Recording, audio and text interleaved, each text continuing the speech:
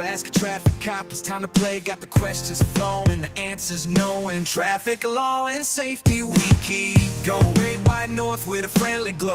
Ask us anything about the rules of the road, from stopping at a stop sign to merging with grace. We're here to educate, make your community safe. Traffic Cop will answer with care, from Halifax to Vancouver, coast to coast. We're here to keep you safe when the darkness. Oh, that was the wrong button. Hey, everybody. How's it going? Whoops. I tried to, I hit shuffle instead of play only once. I didn't want to go to Wednesday's song. Oh, well, there it is. Live on air. Oopsie dude. My name is Sean Shapiro. I'm a police officer with the Toronto Police Service. I talk about traffic safety, traffic law, and police stuff every single day, even when I'm not at work. It's a thing. I hope you're doing well. I hope Tuesday's treating you right. For some of you, it's payday. Those are always nice days, aren't they? If you're watching, you're likely watching on one of these magical channels, because we're on YouTube and TikTok and Twitch, LinkedIn, Facebook, Instagram, Kick, and of course, Twitter, which is now called X. And you can communicate with us on pretty much all of those. We do a pretty good job. And hopefully, I did see a response from Restream, but I haven't read it yet because we've been having problems this week. It didn't work. We don't know why. Still don't know why.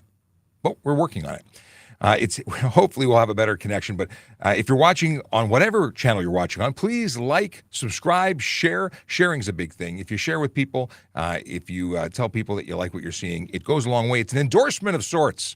We need that kind of thing. We need more people to know this stuff and things that we talk about so they don't get hurt, so they don't get tickets for breaking laws they didn't even understand and didn't know they existed, that type of thing. If you don't have time to watch us live, and you'd like to catch us on the go because you're behind the wheel for hours at a time, know that you can get us as a podcast. These episodes are downloaded and then broadcast or uploaded to Spotify, which then shares them across platforms like Apple Podcasts, iHeart Podcasts, of course, Spotify. Spotify lets you do it by video too, but don't do that when you're driving because that's illegal. Screen visible to driver, not okay. But listening to the audio only, well, that is okay. And that's the way that we'd like you to play because it's the best option. Oh, yeah. What's going on? How is your night? What's new in your life? Tell us what's going on. And I see that as of this moment, we have TikTok connected in the chat. Awesome. So happy that when that works, changes my whole world. That's right. Also, for the folks on X, know that you can ask questions too. Make sure that you go into the chat when you're in the chat, not just looking at the video, but actually click into it. You can actually type into the chat, which goes into our little convo. Yeah. I will do the live example right now where I go into my Twitter and I have to click in here and then there's a box that shows up. Hello, all. And when I do that, the magic of the internet kicks in and I can actually put your question or your comment. Oh, hey, Vehicle Valley. I meant to do that to my own on X. See, it even says X. I know where it came from. But hey, Vehicle Valley, what's going on? It says, good morning, Mr. Shapiro. How are you today? I am fantastic. I don't know if it's because I've been getting better sleep. And if I was Ben Shapiro instead of Sean Shapiro, I'd be talking about a mattress that I endorse. I don't endorse any mattress. I just try to go to bed on time. That's my goal for better sleep.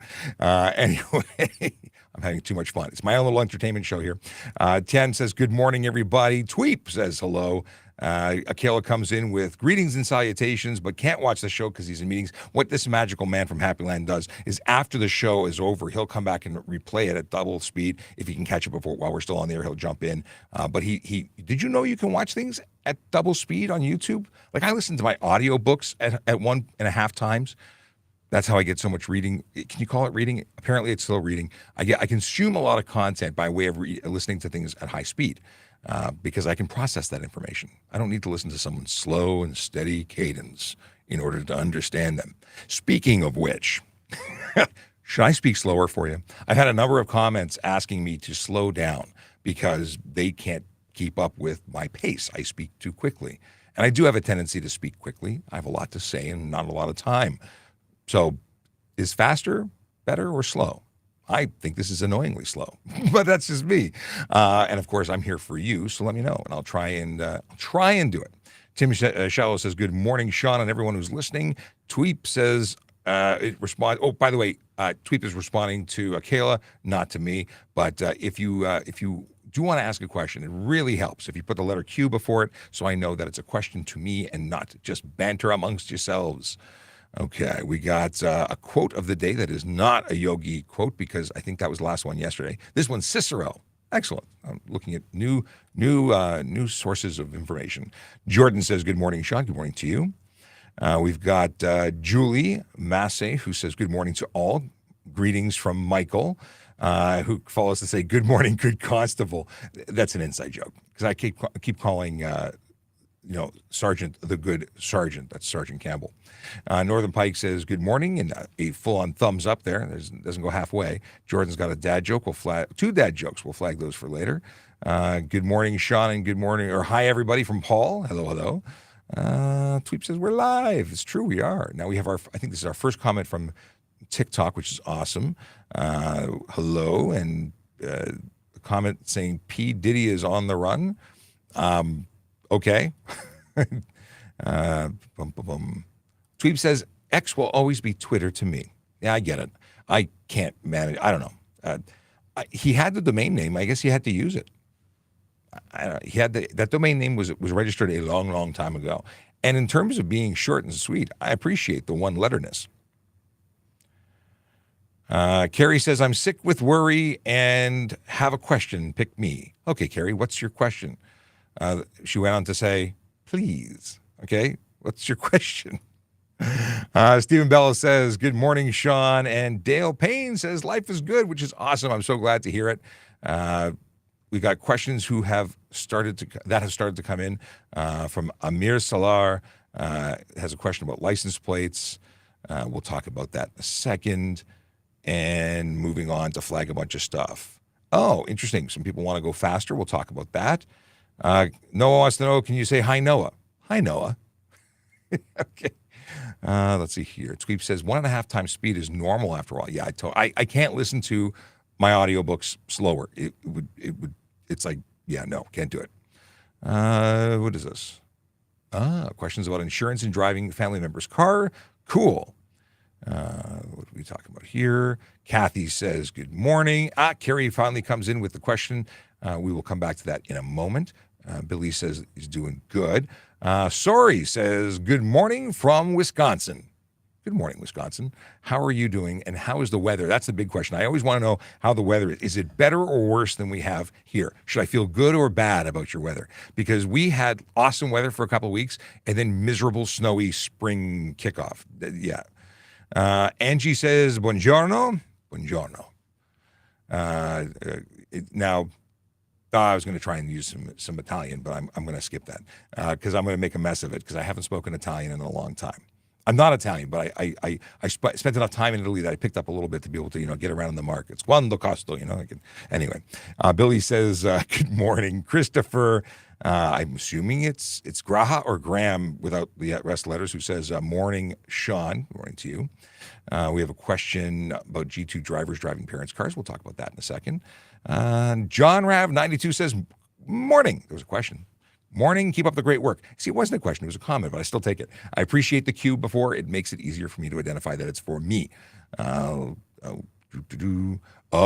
Interesting questions about people who are bribing or buying fake, or I guess it's bribing testers to get licenses. We'll talk about that because that really bugs me. This user says, "As you see, he skipped over my question because they don't want to answer it. They break the law." Well, friend who doesn't actually have an account with a real name on it, I have no idea what your question was because I didn't see it, but I obviously saw this one and selected yours to talk about. So ask me the question again because I'm happy to talk about things. You'd be surprised at how much I talk about. Let's see here. Right now I'm not even answering that. I'm flagging things to come back to. Tweep says it's gross and cloud. Oh, Montreal, Canada. How you doing, Montreal? I love Montreal. Beautiful, beautiful place to visit. It might be a beautiful place to live, but I've only visited, and I've really enjoyed myself there. Chase says, "Good morning from Nova Scotia." I have friends in Nova Scotia. How's it going? Chase, you're not the first Chase on our channel, but we appreciate you being here. Someone silly says, "Can I drift on the freeway just for today?" No.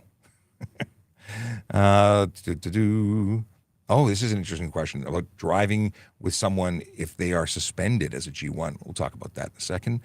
And all right, I flagged a whole bunch of stuff. I see questions about York Regional Police and OPP and Peel Regional Police. We'll talk about that in a second.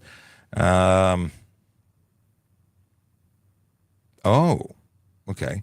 Questions about mental health issues. If you want to become a police officer, I can touch on that. And thank you, Michael, for the public service announcement. Sean is not often skipping questions. There is only one Sean and usually hundreds of visitors. And you're absolutely right. It takes time. Like that. This comment was at 10:18. Oh, that we're actually on time in terms of timestamps here. That's just rare. But yeah, once I start answering questions, I start to fall behind in the chat. And right now, I'm not even answering. I'm just flagging to come back. I got 14, which includes some dad jokes, but we're going to do a couple things and then come back to actually answering questions. So don't go anywhere. We're here for at least an hour, sometimes a little more, and sometimes a lot more, but we try not to do that because it is taxing on my voice, and I have other stuff that I do once I get offline. So let's see here. We have questions about being arrested. I think we're up to date. Okay, here's what we're going to do. And we're up to date on TikTok and everything. The feed is working. I love it.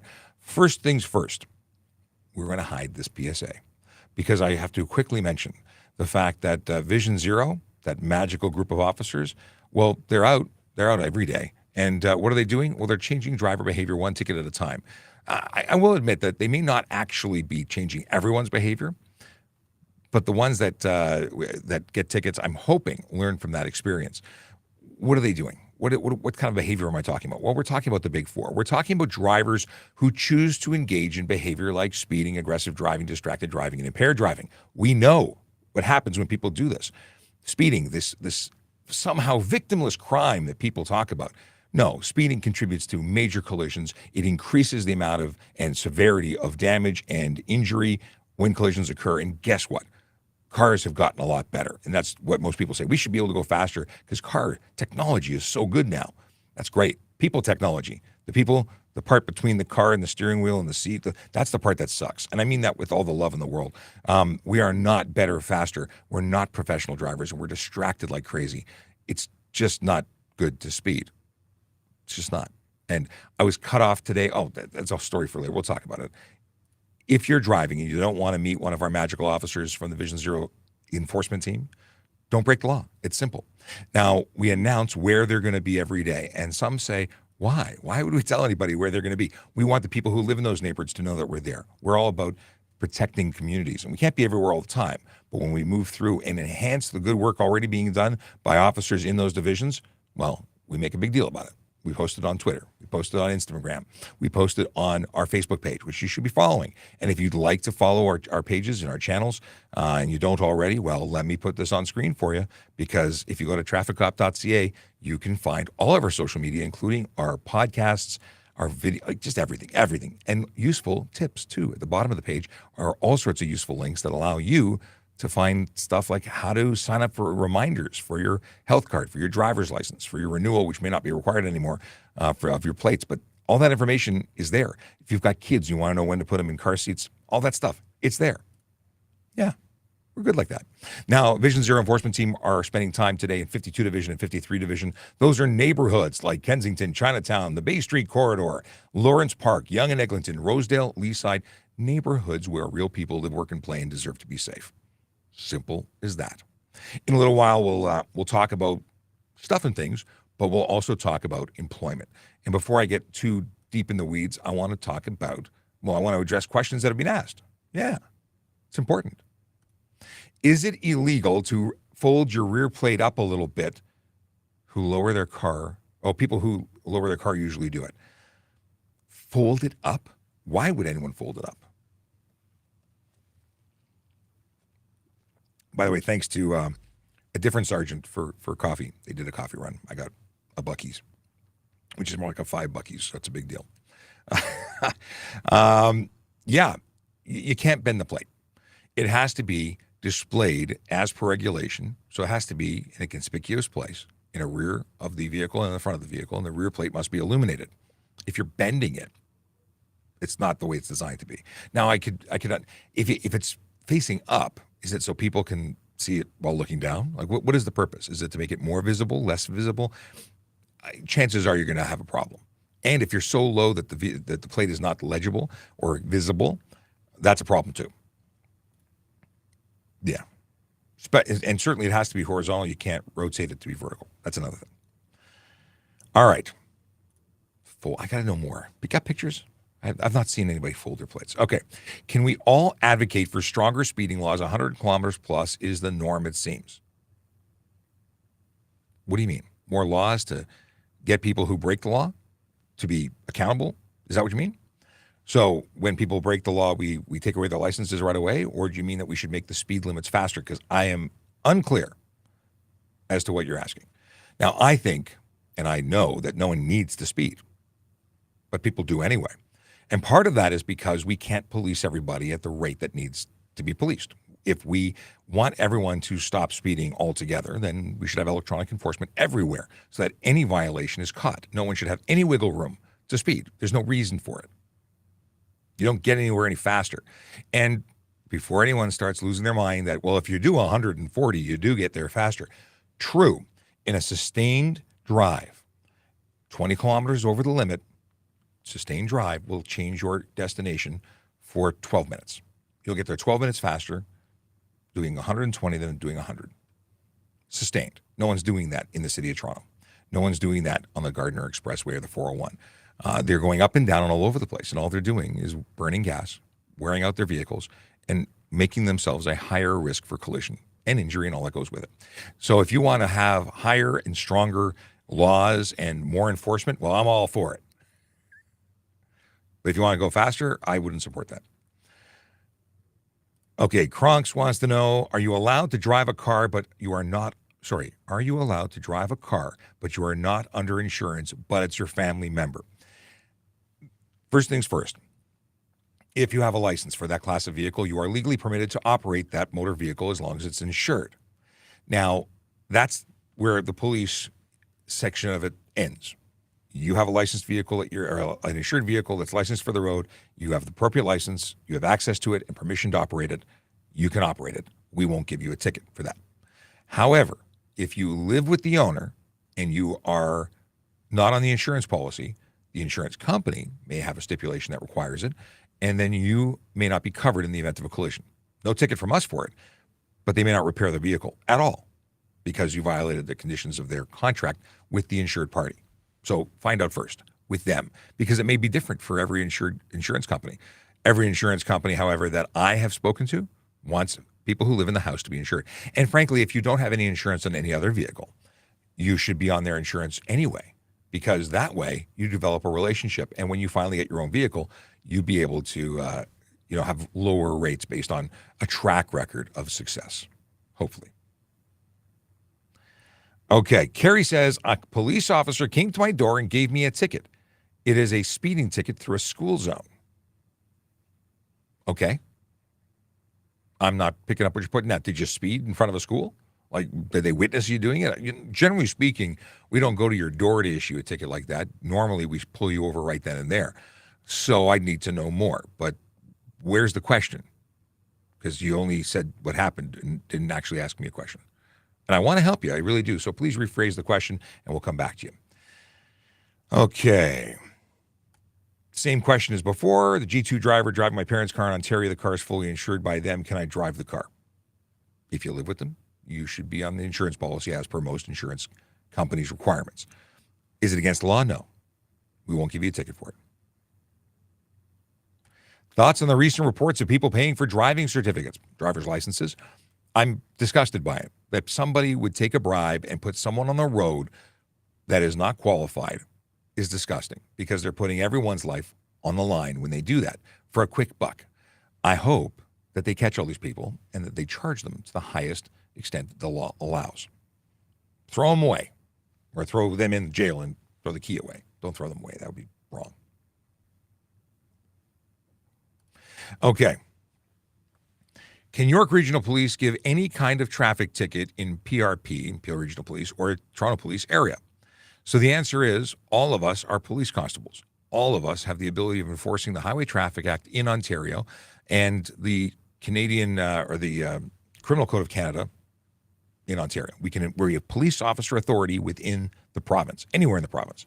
Now, for traffic tickets, generally speaking, we're only going to extend our reach one jurisdiction outside.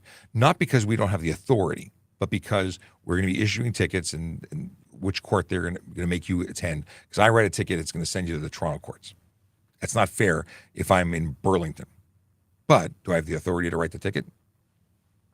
I have the authority to stop you, but then I'm going to phone a friend. So if I'm in Peel, well, we're attached to Peel. We can write the ticket. If I go to York Regional Police, Toronto Police is attached to York. We can write the ticket without having to phone a friend. If we're beyond that, if I go up to South Simcoe, I'm calling a friend. We do these things. We phone friends. People like us. Buster Billy wants to know if they can drive with their dad with my G1 if his license is suspended for medical reasons. The answer is no. In order for your dad to supervise you, they must be qualified and legal to drive. They have to have less than 0.05 BAC or blood alcohol content, and they have to be capable of driving. And if they're suspended, they're not capable of driving. Thus, they cannot supervise you. So I'm sad to say that you are without a qualified supervising driver at the moment. When they get their vehicle or their license reinstated, then they would be able to supervise you. Okay, moving on. By the way, if you don't know who I am, my name is Sean Shapiro. I'm a police officer with the Toronto Police Service, and I talk about traffic safety, traffic law, and police stuff every single day. If you don't already follow us, please do, because that's how you stay in touch. How you see our new content when we post it, and you get notified when we go live, which is most days. Now, tomorrow is the last day this week. I cannot come in on Thursday. And of course, we're on holiday Friday. I hope to have a podcast to share with you for the days that I'm not here. That may or may not work out depending on timing, but it's my goal. It's good to have goals. But apparently I need water. I have something that's making my voice not sound good. Water usually helps. And I think it did a little bit. Maybe I'm coming down with something. Anyway, moving along. And for the folks who are watching on TikTok, do me a favor, please. Please tap the screen. Please tap the screen to show likes, and that helps other people get pulled into the party, which is really what it's all about. We want more people to get good information. We are part of the Toronto Police Service. This is a studio space at Toronto Police Traffic Services. It is a citywide traffic unit for the great city of Toronto. Does anyone else call it the great city of Toronto? I call it the great city of Toronto. It's a thing. All right. We got this. So a question about, can you be a police officer with mental health problems? It really depends. You have to be signed off by a doctor. You go and have an interview with a psychologist. They're going to determine whether or not whatever's going on in your life will preclude you or not from being a police officer. So let's talk about becoming a police officer, since you brought it up. And we have this wonderful thing that says the website name. It's magical, really. www.tps.ca/careers will take you to this magical page of smiling faces and people with teeth. On this page, you'll find all the information about becoming a member of the Toronto Police Service. Should I make this larger? Yeah, I think I should. Oop. That's too big. All right. But now it's full screen. Anyway, information about becoming a police officer can be found under the Police Constable tab, right? Makes sense. You can even get the Apply Now button. I like that button. But all of the information you wanted to know and more, right here. That's where you get it. Everything, as well as how to get into touch with constables who do recruiting stuff and things. Of course, there are more jobs and positions available: special constable, parking enforcement officer, comms operator, and civilian roles, which I like to look at every day. I forgot how many we had yesterday, but there are 8 available today. Analyst, research and evaluation. I guess that's an analyst thing. Employee services representative. I think that's a new posting. When that was the 26th. Hey, today's the 26th. That just posted today. That must be the new one. Then we've got employee services representative, law clerk and legal services, nurse for a 1-year contract, comms operator, developer in the digital team, solutions architect, and senior analyst. If that sounds like you and you want to be a member of this magical service, then click in, get more information. Let's click here. Click here. Get all the information you ever wanted to know and more, and then apply. And if you have a friend that you think might do well applying for one of these jobs, well, send it to them. Be a good pal. Be a friend. a lot of people never thought of applying to the police service in a capacity other than as a police officer. Obviously, we have lots and lots of people and jobs that need to be done. There you go. Okay, question also about, what is this? If you have been arrested, not convicted, do you have a criminal record? I thought it was about employment, but it's not about employment. Well, it could be about employment.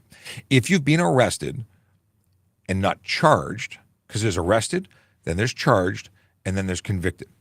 Arrested is the initial, you're under arrest. Then the charge is the processing of the paperwork and putting in the file before the court and formally charging you with an offense, because you can be arrested, investigated, and released without any charges. So if you're charged, not just arrested, but charged, it's not until such time as you are convicted that you have a criminal record. Hopefully that didn't confuse things more and made it easier to understand. Hopefully, maybe, possibly. All right, let's look at the new questions, because lots have come in. Lots and lots. All right, we got the Buongiorno again. I just scrolled past that. And got to find where we left off. Here we are. Vector, Aman says to Vector, yes. I don't know what that conversation is about. I just walked into it. I almost ran into the back of a vehicle that had slowed down to 40 kilometers an hour to race another on the 403. Well, they're unnecessarily slow driving. If they were racing, that's stunt driving. There's a lot of possible things. But I'm glad you didn't run into them. Yeah, unnecessary slow driving, racing. What else could we do? Either way, I'm glad you're okay and you didn't get into a collision. Scott Heron says, good morning. Good morning to you. How many beers is normally okay for somebody before they're above? Well, here's the thing. You should not drink anything before driving. You just shouldn't. And how much is usually okay? There is no usual. There's nothing like that, because everyone's different and impairment can happen at any point with any amount of alcohol. And that's where a lot of people are really confused. They don't get it. They don't realize that that having some drugs can affect you much more than you think. Okay, hang on a second. I got to say goodbye to somebody here. Block. Apparently they like spamming the chat. So we'll put an end to that. The things I like to do is to say goodbye to folks who spam. All right. We covered the I know. So, yeah, everyone deals with alcohol differently and drugs. Really, zero is the best advice. Simple as that. But I can't give you a number that should be okay. Make a plan. Have an alternative mode of transportation, especially if you're in a big city like Toronto. Like, there's no excuses. If you're in smaller towns, it may be more work, but you can still find alternates. Okay. What's your thoughts on the Baltimore incident? I watched the video. That is scary. If for anyone who's not watching the news and isn't aware of the fact that a container ship struck a support for a bridge in Baltimore, the Baltimore Bridge, which then collapsed. A suspension bridge, it just went down. And that is scary, scary stuff. If there's any positive, it was in the middle of the night or very early morning, so I imagine far fewer people on the bridge at the time than could have been. But still, tragic. I had read 7 people are being searched for. I can't imagine only 7 people were on that bridge. Either way, someone's going to get in trouble. And I'm curious to see how this goes. My heart's it really feels for the people who the victims of this. It's terrible. My elderly neighbor has the bad dementia, but is still able to drive a vehicle. How is that allowed? Because nobody knows that they have bad dementia. Either the doctor hasn't suspended them, or they have suspended them and the person with dementia forgot, and that's not to make fun of them. They really may not remember. I would contact your local police. If you are in Toronto, contact us. We can look into that. As a police officer, we can make recommendations to the Ministry of Transportation to have that revoked. We might be able to get in contact with family. At very least, we can look into it. If they're causing problems on the road, they're probably already on our radar. But absolutely, that's something you can report. You can even report it online. We have a form at tps.ca. You can make report driving concerns and concerns about specific drivers. And if you're aware of this safety concern, it's something to bring to our attention. We got greetings, Officer Sean. Hello from Brock, Vegas. Brock, Vegas. I love it. Hello. How are you? Thanks for saying hey. All right. Let's see here. We got there. Let me scroll through all the spam. Jack Max wants to know, if someone breaks in my house, can I end them? you want to know about using lethal force. Under the Criminal Code of Canada, lethal force can be used, but remember, if it's considered excessive, you are responsible criminally for any excessive use. So ending them is the first opportunity? No. And it's not really for breaking in particular. It's about defending yourself. So if you're being attacked violently and your only way to survive is to employ lethal force, well, you're going to have to articulate that. You're probably getting arrested, just saying. So bad things happen when you hurt people, even if you're defending yourself. Bad things can happen. Watch the news. We've seen people who believe they were in the right end up getting arrested. Oh, here we go. Why go after speeders when you let criminals who break into homes and steal cars stay free? Well, first off, Josh, there's a very large police service, even though we're terribly understaffed. We have many different departments with different specialties. My specialty is traffic safety, traffic law, and part of that means enforcement of Highway Traffic Act rules. And you may have figured this out, but speeding kills. If you haven't figured it out, let me tell you that speeding kills. High speed means more damage and more injury when collisions occurred, and collisions do occur more frequently the higher the speed that you travel at. So changing driver behavior is incredibly important. I keep talking about this. We lost 45 lives on the streets of Toronto as a result of traffic collisions. 45 because of traffic collisions. Violent crime and car thefts may have, or at least the violent crime may have had more, but not by much. And anybody who loses a life, whether it be by crime or by way of a traffic collision, is a life that shouldn't have been lost. It was because someone made a bonehead decision. Traffic collisions aren't accidents. Someone is responsible, just like criminal stuff, and we hold those people responsible. We also try and deter behavior that leads to these things. Kind of a broken record on this. Don't break the law. We won't have to go after anybody. And maybe we'd be able to, divert more resources to car theft. And car theft's a major problem. I'm not throwing any shade that way. Like, car theft's a major problem, but we have officers who are dedicated to that project. We are dedicated to traffic safety. By the way, I think it was 27, 29, way too many pedestrians resembling or representing too large, overrepresenting in the fatalities when it comes to last year's fatalities on the road. Just anyway, terrible.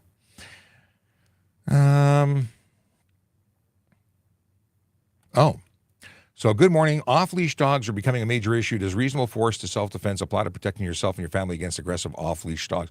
Obviously, you're allowed to defend yourself against a dog. In fact, you're allowed to carry pepper spray as dog repellent. It has to be labeled dog repellent. You can't have pepper spray, can't have tear gas like stuff you buy in the States. If you're buying stuff in the States and importing it, be very careful, because if it has tear gas in it, that's a prohibited item. That becomes jail-worthy. That is a much more serious offense than just carrying pepper spray. Pepper spray used for dog repellent, clearly labeled as such, is actually legal, and that's the right reason to use it. Use it against a dog that is aggressive and attacking you, or that you want to get rid of. Any coyotes too, the same thing.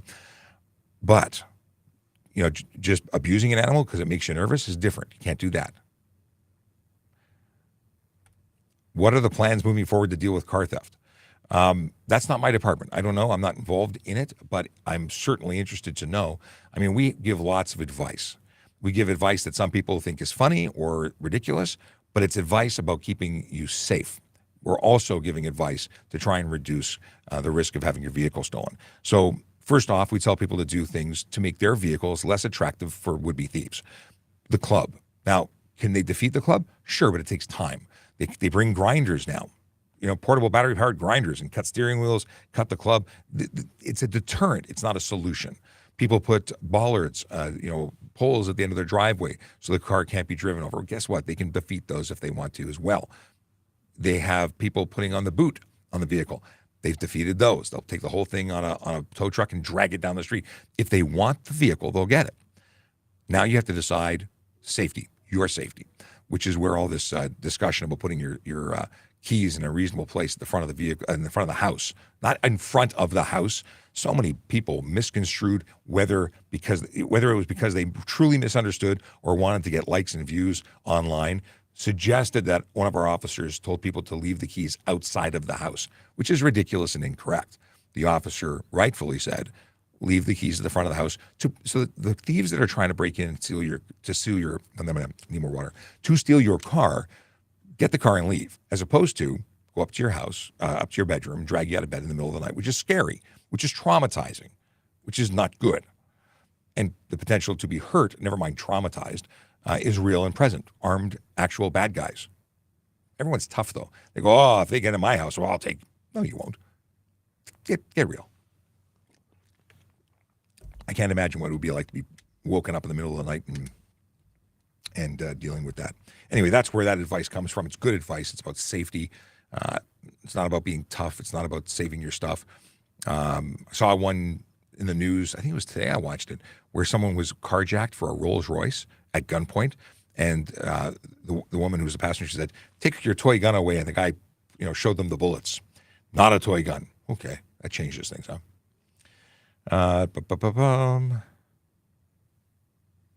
Travis says,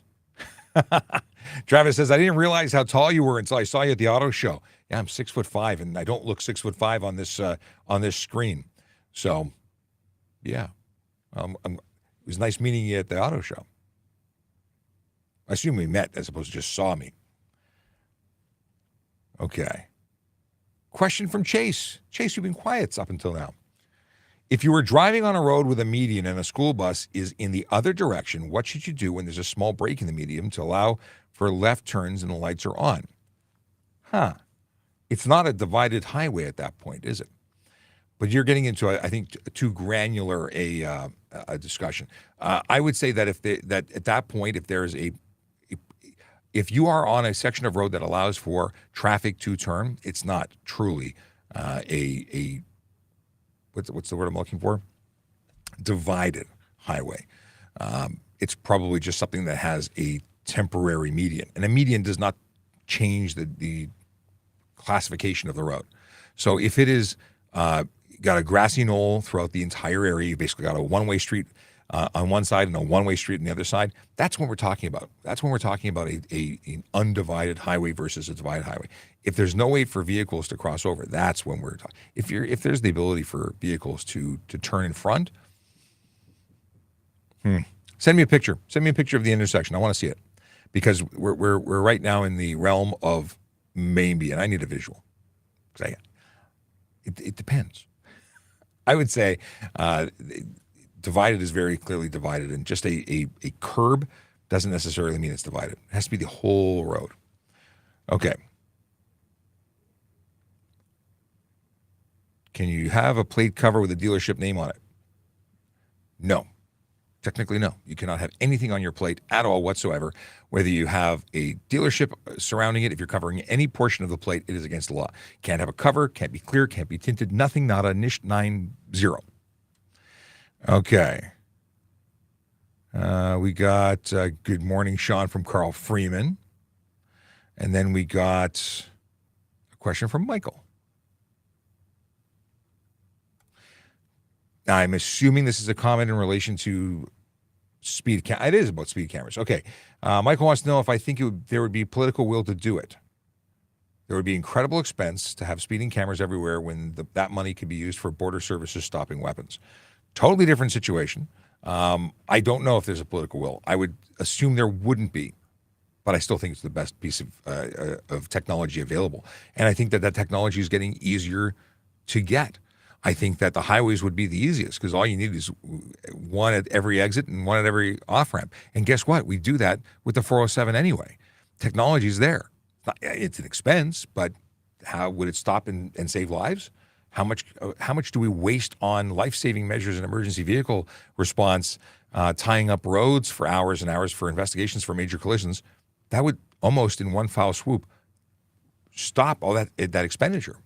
So I think that if someone was really looking at the numbers, I think that becomes a really good option. And I don't know about the ones, maybe moving them around the city all the time. Maybe that would be it. Maybe, I don't know. How big does the camera have to be for this? I don't know. What do we got here?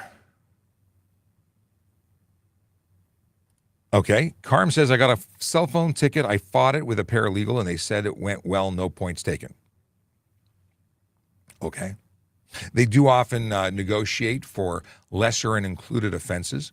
In some cases, that could result in no demerit points. But truthfully, any conviction is bad for you. Doesn't matter if there's points or not.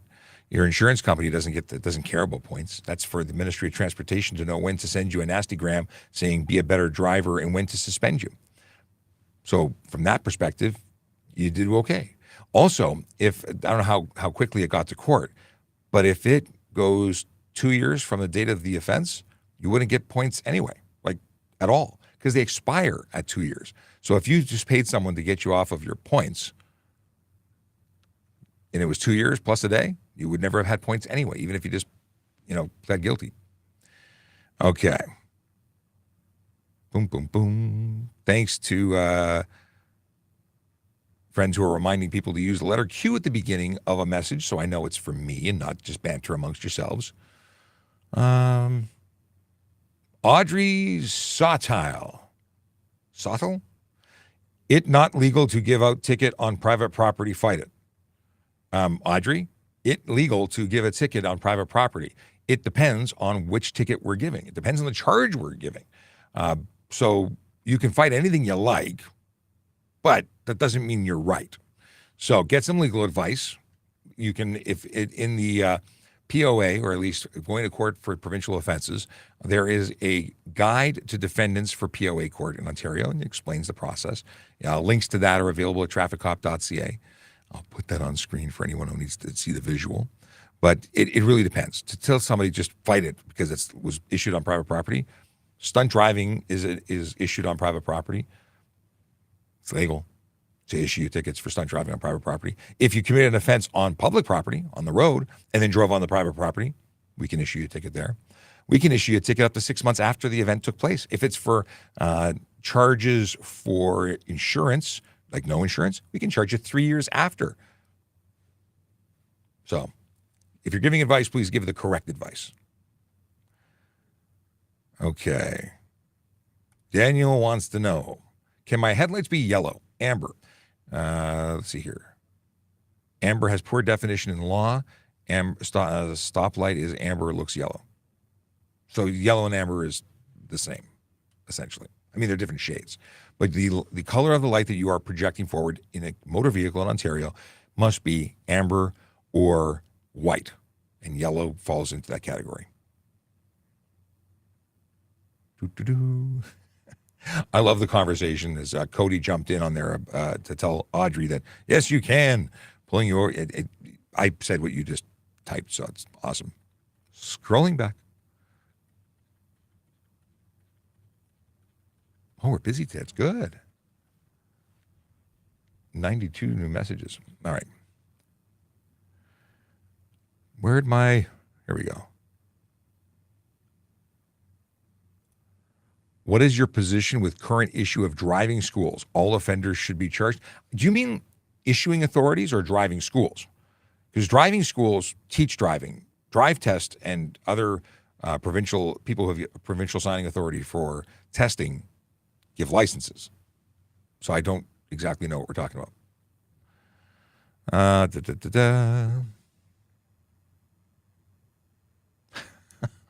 Audrey's doubling down. Illegal. Yeah. What's your thought of the April 1st tax hike? I don't think anybody likes taxes. Well, I don't like them either. But beyond that, this is not a political channel. Let's see here. The ticket was $615, but I have to still pay $315. They just reduced it. They reduced payment on your cell phone charge, like for drive distracted, or did you plead guilty to a lesser offense at a $315 thing? Anyway, interesting. Is it hard being a police officer? I love being a police officer. It's the only thing I ever wanted to do, really, since I was a kid. There are challenging days. There are very hard days. And there are really great days. So, yes, it can be hard. It's certainly challenging to get in. It's challenging when you're having hard days. You have friends that die. You watch the public get hurt. Sometimes you watch them die, even though you can't stop it from happening. That's hard, but that's not every day. Sometimes you're helping people and seeing them in their best ever day. Enjoy, and that's wonderful. So there's ups and there's downs, and there's a lot of mediocre. But overall, it's the best job in the world. Thanks for asking. Okay. Ash wants to know about turning right at an intersection using those merging lanes. Do you still signal left out to merge? Turning right at an intersection using those merging lanes. Do you still signal left out of? We're turning right, and then we're turning left. I don't get what we're talking about. Are you talking about like a bus lane, like where you turn right and there's a bus lane? You don't turn into that lane. You turn into your proper lane. Ash, ask me differently. You got to rephrase your question because I'm confused by your question. Okay. VFR 800 guy says, as if I would care in a medical emergency. I don't know what we're talking about, VFR guy. I bought a new car, but afraid of theft to take it. What are the folks doing to protect us? Well, we don't protect you from car theft. We can't sit and babysit your car in your driveway. We make suggestions as to how you can reduce the chances of you becoming involved or being a victim, and that's by taking adequate precautions. So putting your keys in a Faraday pouch, parking in a well-lit area, having video cameras, using your garage if you have a garage, not leaving certain information, and certainly not leaving keys and things inside the car. It's about making your vehicle less likely to be stolen because it looks like too much work. And let's face it, thieves are generally lazy plugs who want to steal your stuff because they don't want to get a job and because stealing your stuff is more lucrative. So they take that cowardly approach of stealing your stuff. But they will likely steal your neighbor's stuff if you have taken steps to make their vehicle more easier to steal than yours. Because if your neighbor did nothing, then by virtue of you doing something, you've made your vehicle less stealable. Not totally prevented. Now, kill switches are great. ODB2 port blocks are good. There's technology that allows you to add PIN encoding, so you can have a device installed. So even though you have the key, you have to still press a bunch of keyboard commands to get into your vehicle and actually start it. All these things add time. Time is something that they don't have. They want to get in and get out and steal your stuff. What is the most wholesome thing you have come across on duty? I don't know. I have to think about it. I want to give you a good answer. I have to really think about it, though. There's so many good things. I've been 24 years on the job. I've seen a lot of magic. Let's see here. Cop flashed his lights behind me and another while racing in a 60. Cop flashed his lights behind me and another while racing 180 in a 60 and let us go. Really? That cop should have stopped you, charged you, and taken your stuff, taken your license, your vehicle. You should have left with tons of tickets, not a warning. That's just me. Did you learn a lesson though, Josh? I don't know. Not sure warnings work. Not when it comes to stunt driving. Okay. Oh, driving schools offering certificates for attending the classes without. I'm not aware of that. That's new. That's new to me. But I'd love to see them held accountable. It's disgusting. Telling people, giving them discounts on insurance and getting their G1s, G2s faster without ever attending a class. That's gross. Carm says they did learn their lesson. Okay, that's good. Is it illegal to cut across a parking lot at an entrance? Seen it happening a lot lately. I haven't seen it in a long time, but it's not specifically illegal. It could be trespassing, but it's not a Highway Traffic Act offense. That said, if they drive out of the driveway on the other side without stopping before a sidewalk, that is against the law, and they could be stopped and charged. Jenna says, do you have to use signals in a roundabout? You do. Not when you go into it, but when you leave it. You signal your intention to leave, because while you're in that roundabout, you have the right of way, and other drivers have no idea what you're doing until you signal your intention to leave it. Going into it, however, you're just following the curvature of the road. No need to signal in. You can't signal straight anyway. Is there a difference in Toronto for traffic laws than Quebec? Or are there differences in Toronto? Then, anyway, I'm trying to edit live. Yes, every province has its own traffic act. The basic driving skills laws, etc., are the same or similar. But regulatory stuff like what color or can you have, like how low the car can be, can you have tint on all the windows, what level of tint, that can change between, that stuff is primarily the difference. But there are other differences, just the broad strokes are the same.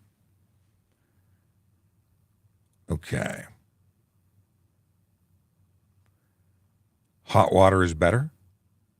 I don't have hot water though. I'm assuming tea. I should make tea right after. Okay.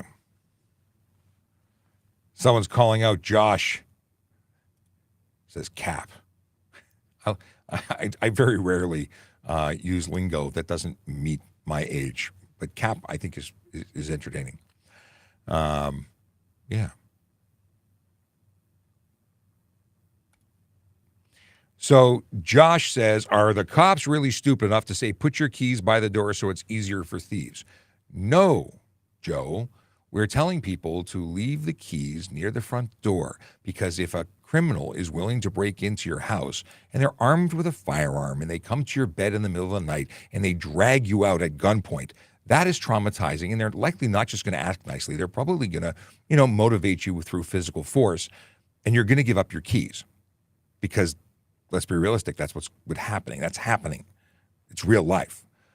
By leaving the keys in the fishbowl at the front door, even though they're in a Faraday pouch and the relay theft is being defeated, well, if they are brazen enough to get in the house, then they take the keys and they go, and they don't hurt you. At least that's the hope. So for all the people who are, throwing allegations like Joe just did, suggesting that it's a bad idea, I don't think they're looking at the big picture. I don't think you're really looking at what real life is. And I get it, because we live with rose-colored glasses and believe that we're safe when in our homes. And we're not exactly as safe as you think you are. Locks are to keep honest people out. Okay. Anonymous says, can you please talk about the doctrine of necessity? Because there are situations you would have to speed or else greater harm could occur, and there's no exemption in the law, fleeing from an assailant. This is an interesting discussion because many people say, well, if I got to go somewhere, I'm got to go somewhere, and I'm going to do what I got to do. And you do what you're going to do, and if it goes badly, you're going to be held responsible. And if it goes great, you may not. Like you may not get stopped when you're speeding to the hospital, but you may also cause a collision that takes other lives or prevents you from even getting to the hospital. When we as police officers respond to a call, we're allowed to speed. We're legally permitted to. And we have to take great lengths and caution when using that ability, because if we get into a crash on the way, no one's helping you. We're not even getting to where we're trying to go to help you. So we talk about guaranteed arrival. We talk about getting there quickly, but getting there safely. And that's where our training comes in. That's when we are also relying on secondary people who are watching us. We're tracked by GPS. We can be called off a call. We can be told to slow down. We could be told all sorts of things. But people think that they can just do what they have to. You do what you got to do. You're going to be held responsible if it doesn't go right. That's the thing. But there are times, I'm sure, that with all the laws in the world wouldn't stop a parent from trying to get their child to the hospital to save their life. It may not be rational. It may not be good. And it could go either way. Sometimes 911 is the best option. And if you're calling 911 and telling them that someone's speeding after you and that you're speeding, at least you've involved the authorities. You're also distracted because you're calling police while you're trying to drive and you're panicking. It's a recipe for disaster. But you may or may not have luck using that as a defense if you take someone's life. Anyway, moving on. What's the starting salary and max salary of cops? If you go to Toronto Police, actually now I keep forgetting that we're now the short form, but tps.ca/careers and click on police officer. I believe cadets make somewhere in the vicinity of $68,000 while they're training, and a full first-class constable makes somewhere in the vicinity of $110,000. Okay, scrolling through. Some suggestions. We'll skip that one because there might be some. Anyway, moving on. Josh says it's not against the law for truck drivers to drive in the passing lane. Actually, that's not true, Josh. There is a law that says that commercial vehicles can't occupy the first and second lane. If they're transitioning to a different set of road, like from collectors to the express, that's one thing, but they can't just hang out there. There's actually laws against that. Can you still be a police officer if you're almost 40? I was already a member of the service from the age of 25, but I became a police constable at 38. So, yeah, you can absolutely. There was a guy 52 in my class, 50 or 52. Anyway, he was older than me. He was the oldest person in our class, and he had just become a police constable after being a parking enforcement officer for many years. What do we got here? It's to do. Lots of conversation. And I'm trying to find a question. I have glasses and I'm 4'10". Can I be an officer? If you can meet the minimum requirements in terms of height, of vision, not height, because there is a minimum vision requirement. It might require laser surgery to get you to the next level. But in terms of height, there is no height requirement. You might be able to do 4'10". I don't know. I don't see anything in the application or information page that would prevent you. As long as you can pass all the tests, and there are a lot of them, then you should be fine. Best advice, though, talk to a recruiter, because while I know stuff, they know lots of stuff in regards to employment. Okay. When pulling my car over for an emergency, should I pull into the bike lane or should I stop in the car lane? You pull over to the nearest curb or edge of roadway, and that includes crossing the bicycle lane. Guess what? Bicycles need to pull over too, so nobody should be pulling past you. So you signal, you do it safely, you do it quickly, but safely, so you don't cut off the bicycle, but you do block that lane. Get off the road, make the space available for emergency vehicles to get through. Joey, thank you for asking this, because it's stuff that we don't talk about enough. It's important. A lot of people get really confused about bicycle lanes. Do you need experience before you apply? That's what Uzi wants to know. And Uzi, the deal is you don't need experience. I mean, whatever experience you have in life is good. You could be a real estate agent, an accountant, a doctor. We don't expect you to have experience as a police officer before becoming a police officer. We train you for what you need to know to be one. That's a good advice or suggestion. If there are schools issuing certificates, charge both parties. If the person buying it is knowingly buying a fraudulent certificate, yeah, we should charge them both. Okay. What are the fines or penalties for driving without insurance? So if the vehicle has no insurance, you're driving a motor vehicle without insurance on the road, you're looking at $5,000 to $25,000 and up to 6 months in jail for the first conviction. It goes up from there. Let's see here. What happens if you're 14 and the police catches you driving? Well, you're going to get charged, and we're going to be talking to your parents. And they could be charged if they knowingly let you drive the car, or you can be charged. You get charged. We'll say that. And guess what? We issue you a ticket that creates a history. You actually develop a history driving because your driver's license number is unique to you. And that unique driver's license stays with you forever.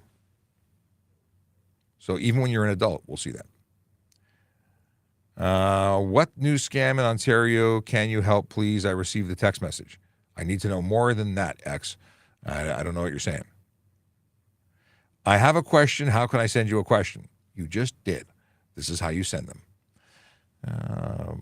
What is the difference between reckless driving and stunts driving? So you're using reckless driving, which is actually not a term that we use in Ontario. Careless driving is a Highway Traffic Act offense, non-criminal, that says that you were driving with undue care and attention. You weren't doing something safe. That's careless driving. Dangerous driving, which might be more what reckless driving is, again, American versus Canadian. Dangerous driving is criminal. It's a criminal charge. You're driving with the intent to do something that you know is dangerous, and that is a different charge. You can do careless driving causing death. You can have dangerous driving, much higher thing. Then you have stunt driving, which is doing a whole bunch of things. It could be speed, it could be driving behavior, it could be losing traction, wheelies, driving with someone in the trunk, ton of different things. And the consequences are different because stunt driving comes with a 14-day vehicle impound and a 30-day driver's license suspension, and then on conviction, a further 1 to 3 years suspension and a $2,000 to $10,000 fine, up to 6 months in jail. Different consequences, but it's not criminal. It's just Highway Traffic Act. All right, trying to catch up. We're way behind. We're about 25 minutes behind, 30 minutes behind in the questions. Okay. Going to try and get through all of the stuff where people are just chatting with each other.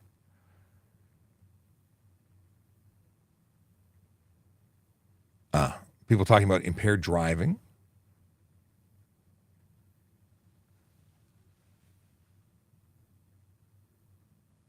Toronto has a rep for the best trained police officers in North America. Why do other Canadian departments not adopt your methods? I can't speak for anybody else. You know, Toronto has the Toronto Police College, in addition to the education we get at the Ontario Police College, where all police officers who are sworn in the province of Ontario attend. And then we also happen to be the biggest municipal police service in the country. And we have the most dynamic, city. We're huge. So lots of stuff happens here. It means we have a lot of experience that people are getting. The officers are getting real life experience, and that could be one of the differences. We also have a great training cadre of people. What makes us different than anybody else? I don't know. I don't know why we're considered the best. I've always thought that Ontario or Canadian officers in general have the best training, but I'd love to know more about what you're talking about, other than to pat ourselves in the back and say, yeah, we're awesome. How do I stay centered in the lane while driving? Just got my G1. Look far enough ahead. Don't look at the front of your hood. Look at this horizon. Look far into the distance. You may also want to look at the where you are in relation to the vehicle in front of you. You'll get used to it. It's a skill like anything else. It becomes normal. The more you fuss about it, the harder it is. But definitely don't stare at the hood of your car. And a lot of people look at the ground 3 feet in front of it, and you're not following the lines. You're following the vehicle in front of you, or you're looking off to look centered in the lane. You'll get to it. You'll get it. And I want to talk to driving instructors and say, get the actual answer that they provide.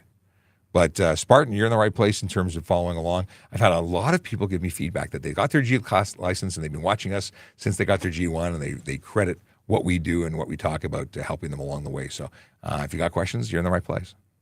And we are going over time. We'll do this for another 20 minutes. At 11:30, I've got to go. Okay. If my cousin uses my car to go to work, does he need to be insured on that vehicle if he's using it? Does your cousin live with you? Because you can loan a car occasionally to somebody else if they're licensed to drive in Ontario for that class of vehicle. And technically, you don't have to add them if it's a one-off kind of thing. If it's a regular thing, you should be adding them because your insurance company could determine that they believe that this person is using it on a regular basis. And they want to deny the claim. Talk to your insurance company. Additional coverage is good, even though it costs money. But you don't want to be in a situation where your one vehicle is suddenly destroyed because of a collision and no one's willing to pay for it because you violated some rule that they have. Remember, insurance companies are a private organization that you make an agreement with. Josh says the same thing. Stare at the farthest point you can safely see in your lane. Your mind will naturally help you center. Yeah, good advice. All right. Josh says never stare at the road. Josh, we're on the same place for advice. Can I carry open plutonium? Only if you're in a DeLorean. I do love those movies. Okay.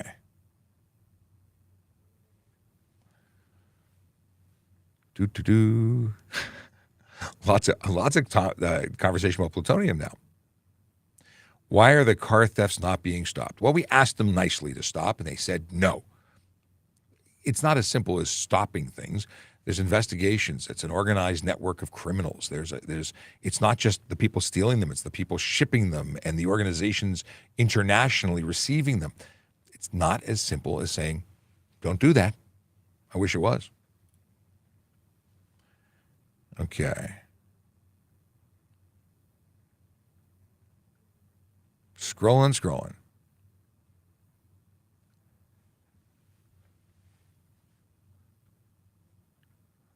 my goodness, there's so much conversation here. It goes by we talked about this already. This is good advice. Take out your ignition fuse. If you do that, there's no way for your car to be turned on. Frankly, it's good advice. It makes it harder for someone to steal. They may not have a fuse in their pocket, which means they can't start it. Also, the fuel pump relay is a great thing to remove. It's a pain in the butt to pop the hood and take it out, but no one's going to have a spare relay. So that's some advice that I've seen online, and I've given that advice on talk shows before when I'm on the radio. It is really good advice, but it's a pain. Alternatives are kill switches, but the truth is that if they want your car, tow trucks are at the ready. There are bad people with tow trucks. Not all of them are bad, but some buy trucks and use them for their own personal purposes. Can green plate vehicles drive solo in the carpool lane in the city? And no, not unless there is an exemption plate stated for green plates. It's not on there, and all the signs dictate what the rules are for those lanes. So green plates don't give them access to the diamond multi-use lanes. Usually it's 3 passengers instead of 1, or motorcycles or buses or taxis. The green plates are eligible for 400 series highways.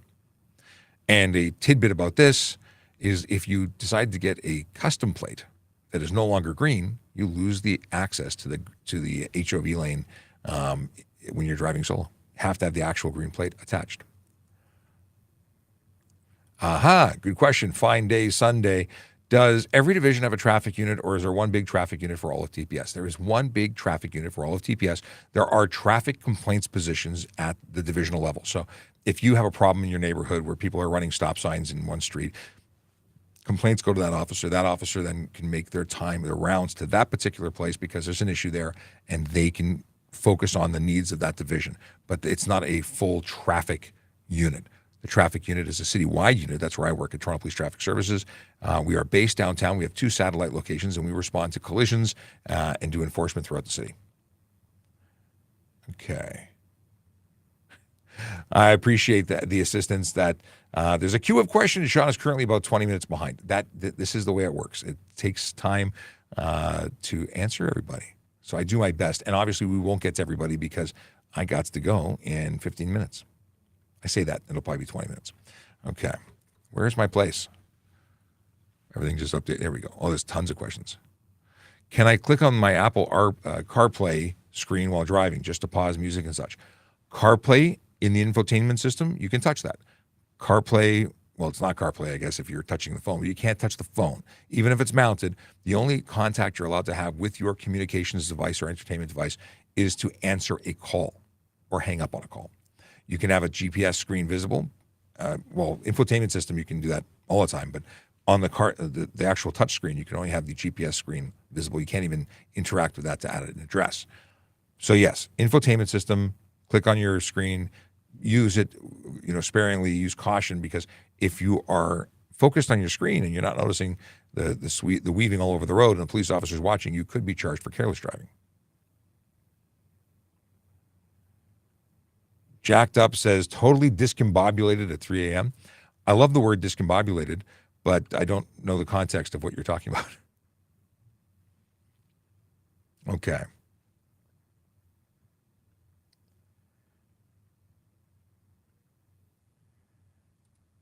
So people should let them steal their cars. Nobody's letting anybody do anything, but the alternative of making yourself the gateway to getting your vehicle when they're still, anyway, I've beaten this topic to death. Nobody wants you to let them steal a car. But given the option of your safety versus the car's insured, no need to get hurt. Okay. So can you answer me why undercover police cover vehicles are what, Richard? Can you answer me why undercover police vehicles are? I'm missing something. Like the question. Do we have any friendly competitions with any other local law enforcement departments in Ontario? We have hockey leagues. Anything else I couldn't tell you. I don't know. What do I do if someone road rages me and he or she almost hit my car? Road rage, aggressive driving, I mean, is it intentional? Is it unintentional? Or just terrible drivers? And if they almost hit your car, they didn't hit your car, so there's no collision. Dash cameras are great. I'm a big advocate of dash cameras, But what do you do if someone almost hits you? You can't report an almost hit. You can if someone is chasing you, trying trying to weave into you to try and drive you off the road. These are 911 calls. Those are an emergency situation. That's a drive to the closest police station if they're following you. But if they just cut you off because they're terrible drivers like that. So I started this at the beginning of the show. On my way to work today, a guy who was clearly watching a movie on his cell phone decides to hit the brakes and then turn into my lane, I'm assuming to try and get off the highway. He didn't hit me. I did honk the horn a lot. And he then waved because, the wave in Canada solves all problems. Yeah, if that was you, you're a horrible driver. But that wasn't aggressive driving. That was stupid driving. Or distracted driving, or a combination of both. Are you allowed to put a spotlight on your car lighting up work area? You can have spotlights when you're off-road illuminating an area. Yeah, there's nothing wrong with it. You can't drive with it on. Is underglow legal in Canada? There's no specific law about underglow, at least in Ontario. And every province has their own laws. But if you have bulbs underneath your vehicle that are visible, projecting light outward, then you're probably violating a law, like headlight laws or taillight laws or certain colors, flashing laws. There's a bunch of different laws that it could violate. My suggestion is twofold. One, install the bulbs high up in the undercarriage of the vehicle so that if they are on, they only faintly glow and just the ground beneath it is glowing, and faintly, not blasting bright light that's projecting outwards, because I guarantee you people like Sergeant Campbell will ticket you for it. Now, why? Because if you're projecting light forward that is anything other than yellow or white, you're violating the law. And if you're projecting anything backwards other than amber or red, you're violating the law. And if you're one of the people who has it bouncing to the music, flashing, well, that's intermittent flashes of red light, and that's against the law. There's a ton of different things that you can get charged for. Don't do it. Use it on private property. Do whatever you want on private property. Yeah. What is the fine for no seatbelt? No seatbelt or not wearing a seatbelt. If you're not wearing a seatbelt, it's $240. I think it's 3 demerit points. Bad idea. And you get that ticket if someone under the age of 16 is in your vehicle not wearing one. If they're over the age of 16 or over, they get the ticket. But it's $240. Actually, is it $240 for passengers? Maybe it's $180 for passengers. Let's look because, again, we have the technology. Come on, phone, respond. Boom, boom, boom. What song was in my head? Okay, seatbelt.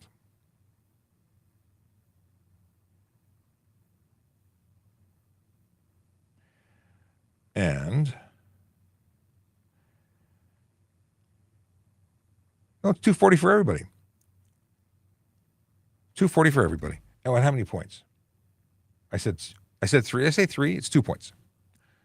All right. I see cars every day with burnt out brake lights. Is there any point reporting it to police? No, there really isn't, because we're not going to lay a charge based on it. Well, we're going to send them a letter saying your lights are burnt out. If there's no lights, we'll charge them. You only legally require 1 light to the rear. I know. Wild and crazy it is. 2 headlights are required. 1 light to the rear is required. Functioning and discernible at 150 meters. Okay.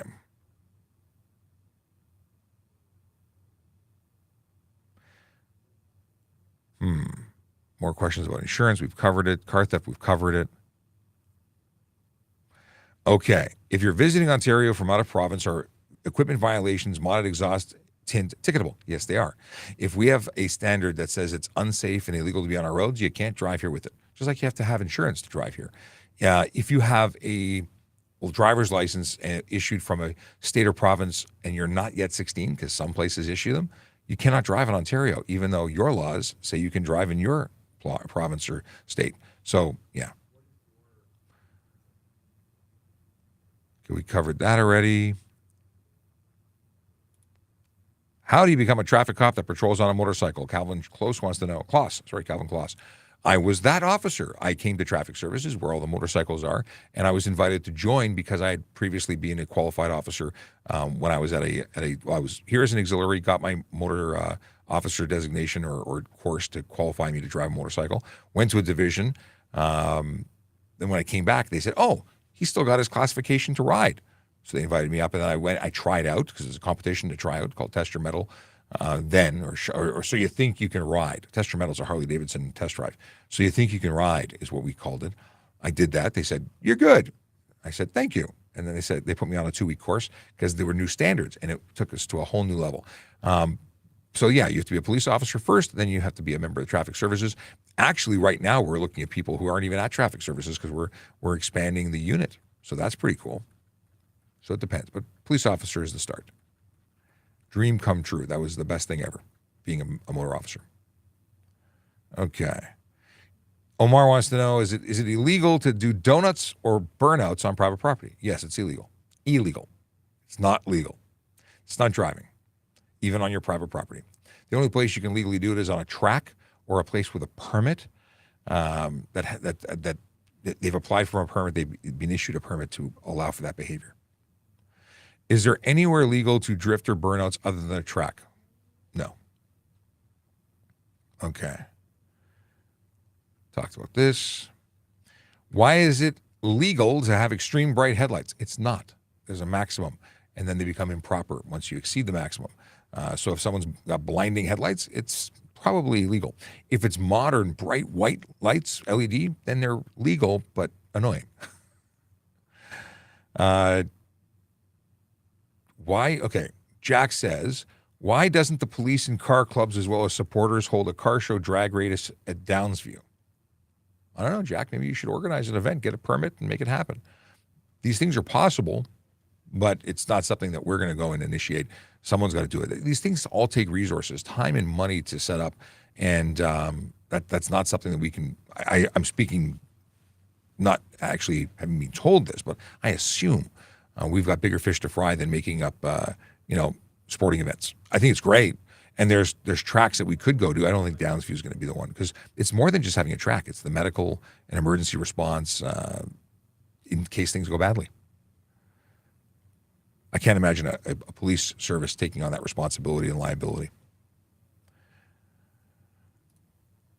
Do y'all still arrest criminals anymore? Is crime a possible career option now? Does make you think, right? We arrest lots of people. Courts release lots of people. It's a problem in North America and the world. Let's see here.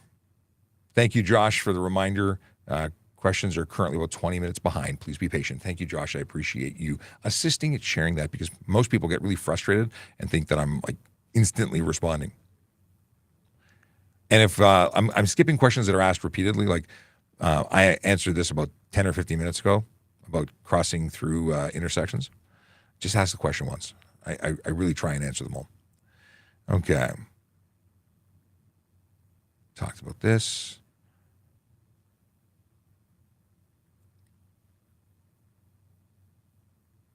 Wow. Chase, if you have that CBC documentary, please send me a link to it. I'd love to see it. I am not aware of that. I mean, I'm hearing from people, but I've not seen it. Captain Price says, good morning, Sean. Good morning, Captain. We've got, Jeremy Constantine wants to know if I've ever been to Australia.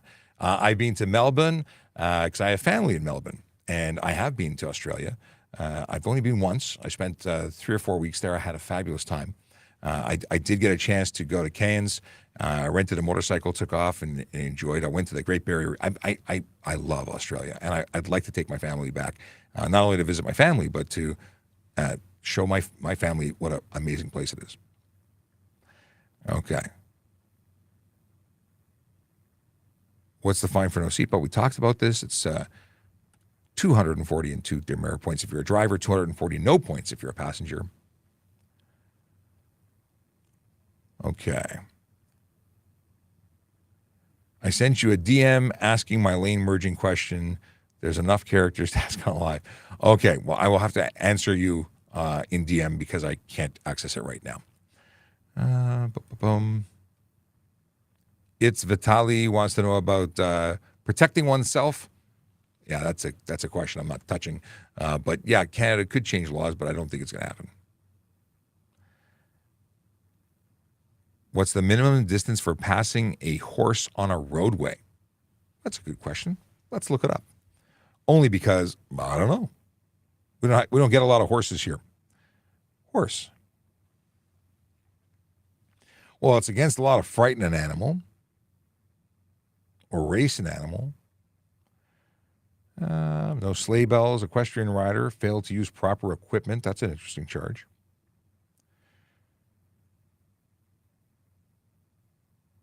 I don't see a specific number. I mean, it's a meter for a bicycle. Every person having the control or charge of a motor vehicle or motor-assisted bicycle on a highway when approaching a horse or other animal that is drawing a vehicle or being driven, led, or ridden shall operate, manage, or control the motor vehicle or motor-assisted bicycle so as to exercise every reasonable precaution to prevent the frightening of the horse or other animal and ensure the safety and protection of the person driving, leading, riding upon the horse or other animal being in any vehicle drawn. There's no specific number that I can find. Great question. Now I got to go look into it more because I'm curious. Is there somewhere a number? What is this?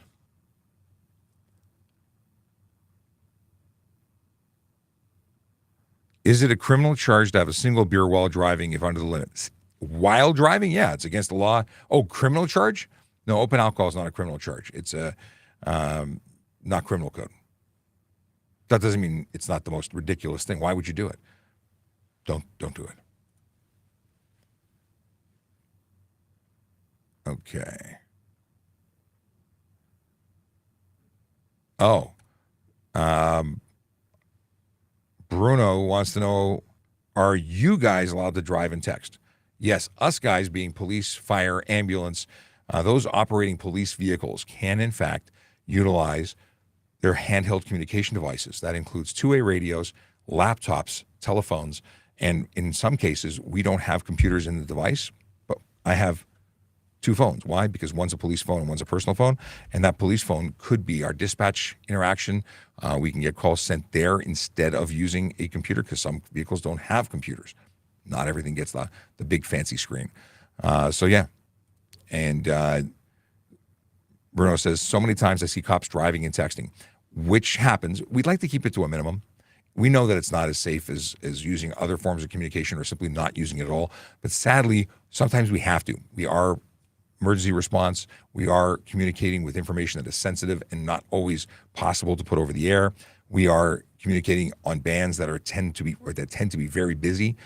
So sometimes we have to communicate either by telephone or even entering text in by way of the keyboard, which is now an on-screen thing. It's an iPhone. So we try and keep it to a minimum. We acknowledge it's less safe than focusing on the road. Sometimes it's unavoidable when it comes to public and officer safety. So, yeah, I can see it being frustrating. That whole, well, you have rules for us, but why don't you follow the rules? There's actually an exemption in law. So we're still following the rules, but we take risks and we're responsible for those risks when it comes to things like that. All right, more water required. Are y'all looking for a transcriptionist? I'm available. Where'd that? Wait. I lost that. Where'd you go? I don't know if we need a transcript. Where did it go? Hang on a second. Try to find your comment. Anyway, I don't know about that. I've not seen what's it called? I've not seen any posts for that. But we look all the time. Okay. Scrolling back, trying to find. See, what happens is sometimes we get this giant influx of comments, and then I don't know where they went. You disappeared. Okay. I did not intentionally avoid you. Anyway. Amanda says, so many drivers are in their own little world, very dangerous. I'm always scanning everything. You've got to be. You're not at red alert, but you've got to be cautious and actively paying attention to the road. Otherwise, you're going to be the victim of something because other people are in their own little world, like you said. What do we got here? What is the difference between RCMP and municipal officers? RCMP is a federal police service. In some areas, they act as provincial or even municipal policing duties because that's what happens. Some areas don't have their own police at all. Whereas big cities like Toronto, they pay for their own policing. And actually, everyone pays for their own policing, but they don't have enough to support their own service. So they contract it to other services, like the RCMP. All right.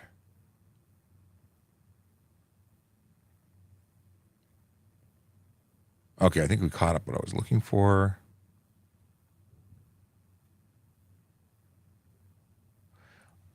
Is there a law against super loud muffler exhaust systems? I mean, gunshot loud isn't enforced. Yes, there are laws for unnecessary noise and improper mufflers, and yes, it is enforced.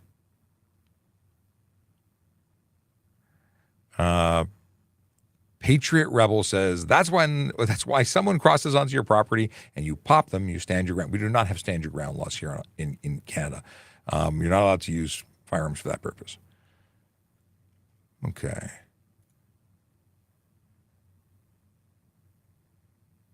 Can we speak about the severe weather? What is this? Oh, speaking about slowing down in severe weather, the posted speed is for optimal driving. You're absolutely right, Trevor. We would charge you for potentially careless driving if you're driving even at the speed limit in a terrible down, snowstorm or rainstorm. If visibility isn't there and you're driving the speed limit for optimal driving conditions, yeah, you're putting lives at risk by doing the speed limit when you have no visibility. So yeah, I would 100% support that, and we talk about it all the time. Who is it? Hang on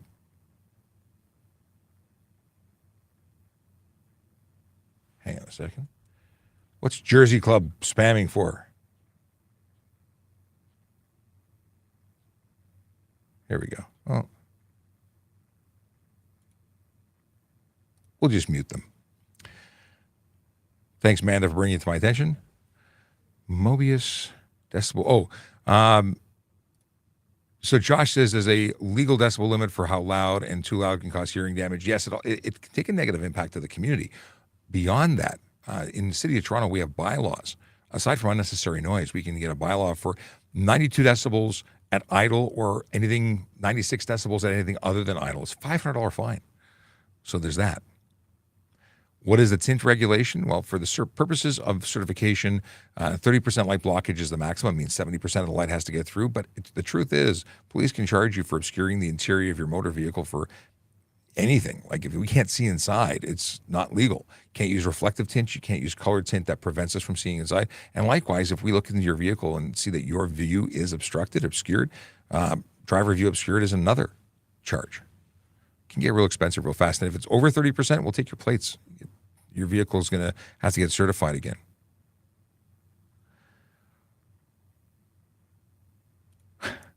M-Dog says, when I was in Toronto, there was an old man doing a scratch ticket on his steering wheel. Not distracted driving, could be careless driving, but obviously not the safest option.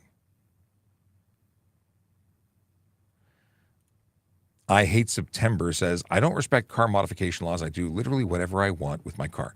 Good for you. And we will inspect your vehicle, hopefully, and then take it off the road. And you can go get it certified again. And then you can repeat that action. It's going to get expensive. That's usually what happens. And you waste time. And eventually we start escalating. We actually start putting summons to courts instead of just tickets. And then you can go explain to a justice of the peace why you don't understand what the law is or care to follow it. Just saying.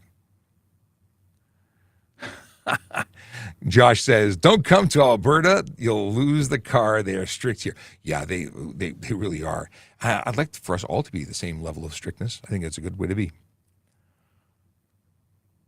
Do I have to use the bike lanes in Toronto? Because I normally don't. If you're a cyclist and you're capable of driving and keeping up with traffic and you feel safe, you're not obligated to use the bike lanes. They're there for your safety, but you're not obligated to use them. And there are times when you have to get out of them, like when you want to turn into another intersection. You need to go to the turning lane. So, yeah. But you can't, if you're going to be out of the turning lane, you do have to stay to the right of the lane unless you're maintaining the flow of traffic.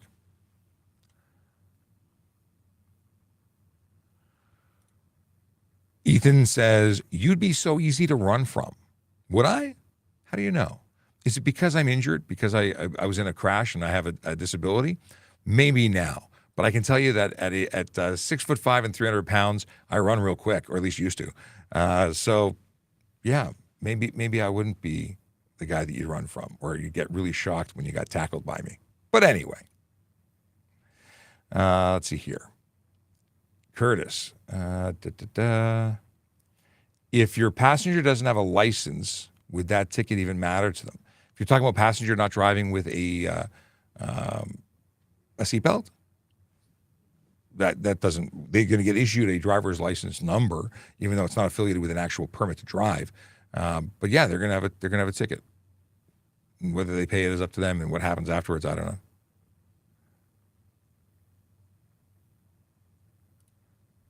Whoa, wait a minute. Wait a minute. What about all the bright lights? High beams.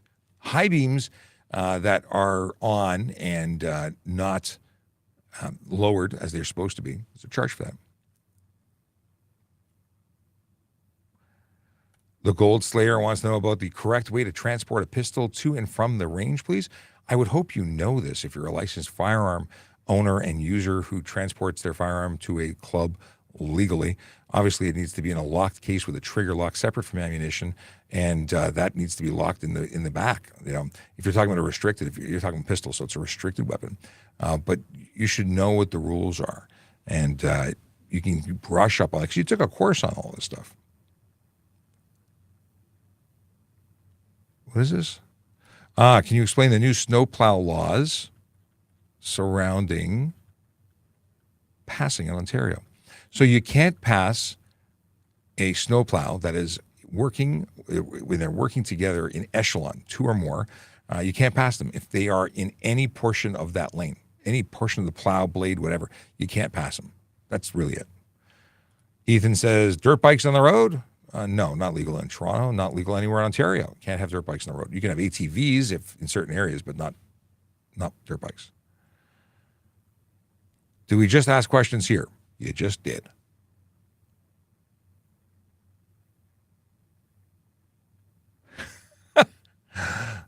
Chain Drive says, nothing faster. That's funny. That's very funny. How would you know if you're under the limit of alcohol if I had 2 drinks in a time frame of 2 hours? You don't know what you rank. You might be able to process alcohol differently, but you're taking a risk. There are devices you can buy, but you can't guarantee their accuracy, and they are capable of giving you an idea or estimate as to what you are at. Breathalyzer devices, there's even ones made by the same company that we use here, but you can't bank on that being okay. It's not a defense in court. Well, I blew into this machine that may or may not be working properly. That's a problem. So the best thing to do is not drink and drive at all. No drugs, no alcohol. And of course, if you mix alcohol and drugs together, bad stuff. Hey, there's the best thing from Amanda. If you don't know, best not to drive.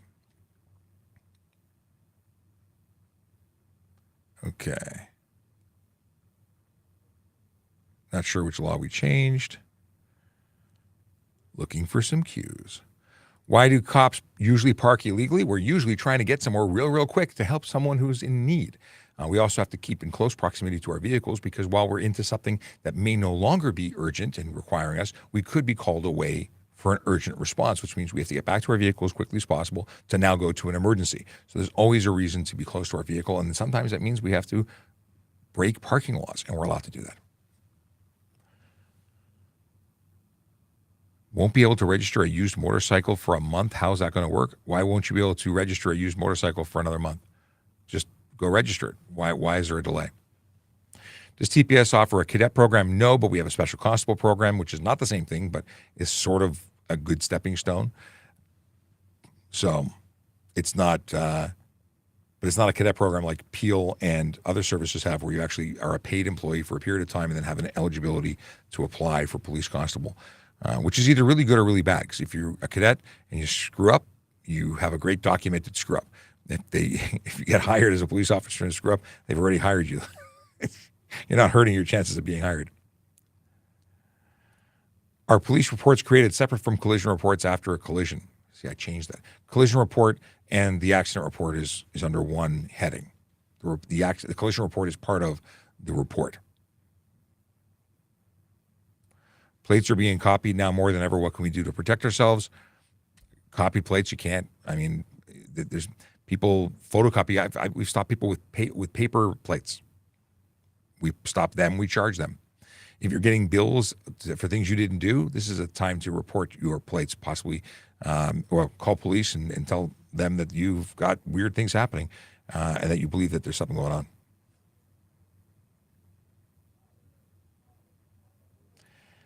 Ethan says, what the Russian police did is how it should be here. That's some pretty intense stuff they did, didn't they? Okay. Moving farther, let's see. Okay. Scrolling through. I think we're coming to the end. I went really late. Hey, my wife says it's 11:30. Actually, that was 13 minutes ago, which she's reminding me that the show is over. Drog says, guys just yapping. Is that me or somebody else? My job is, part of my job is yapping. Let's see here. Astral says, hi, officer. Hi, Astral. Okay. Looking for a good question before we get into dad jokes. Blam, blam. He had my question up and he skipped it. Blam, blam. I don't know what your question was. But if I skipped it, it was probably because I skipped it. I don't know what your question was, but if I skipped it, it was for a good reason. What is the punishment for those who change the lamp in the front of their car with an annoying lamp? Well, you're only allowed to have white or yellow. What kind of lamp are we talking about? Like a disco ball? $110 if you have a light that does not qualify if it qualifies as improper.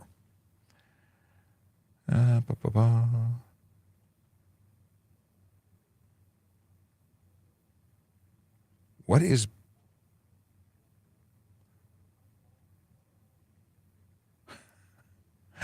Yeah, I don't see Blam Blam's question. Maybe it got filtered out. We do have filters for certain words. Can't use certain words. It's a TikTok thing. Safe, and environment for all. But I don't know, because I'm seeing your statement saying that we didn't answer, and he says it's okay. I'll ask a officer on the road or a division. I'll scroll back, but I don't see it.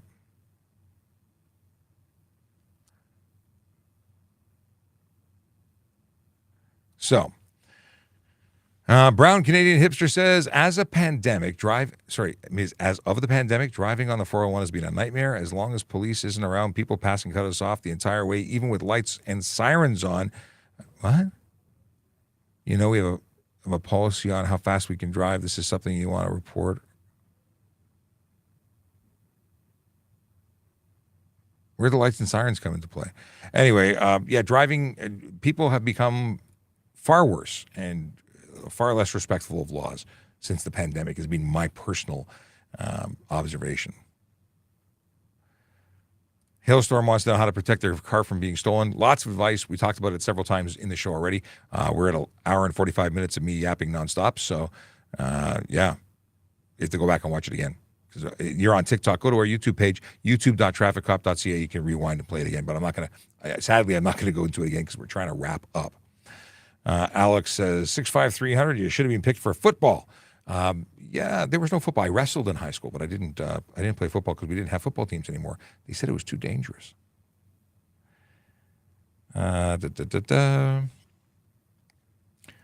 Is it illegal to drive in the passing lane? Well, passing is driving, isn't it? If you are a slower moving vehicle, stay to the right. It's for safety. Never mind what the law says. Just do the right thing. Stay to the right if you're not actively passing, and then the roads are going to be safer because of it. But I do the speed limit, and I do it in the right lane, and those dum-dums who are passing me 30 kilometers over the speed limit are in the left. And guess what? My pals on the road doing enforcement see them coming a mile away and give them tickets. I love it. Okay. What is the maximum speed you can travel in the passing lane? The marked maximum for the road. If it's a 100-kilometer-an-hour road, the passing lane allows you to do exactly 100 kilometers. Doing 101 is speeding, which is illegal. And the fact that people completely ignore the speed limits just means they're really bad drivers who don't care about safety. And I'm talking to everyone who speeds.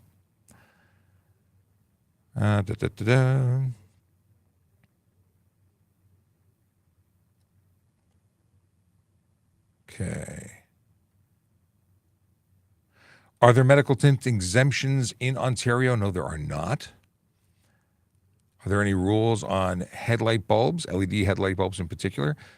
Yeah, they can't be over a maximum brightness. They have to be directed properly. That's a big problem. A lot of people are buying cheap stuff off of Amazon, and those tend to run into problems. If you have a factory system, it's probably fine, but the ones that you're buying aftermarket could really end up being a problem. Not to mention that they have a high fail rate. Okay. Josh sharing a fun fact that is absolutely correct. Headlights can actually be adjusted downwards. You can manually do it. Yes, and you need to, because improperly directed headlights are against the law. What do we got here? Is there a reason why a vehicle can go 20 over the speed limit? Why wouldn't Canada require limiters? I've talked about this. The technology is there, and I think we'll see a total stoppage put to speeding when autonomous vehicles become mainstay. But that's not where we're at right now. I'd love to see geo-fenced speed limits enforced where cars can no longer drive above a posted speed limit. I'd love to see that. I don't think it's going to happen, but I'd love to see it.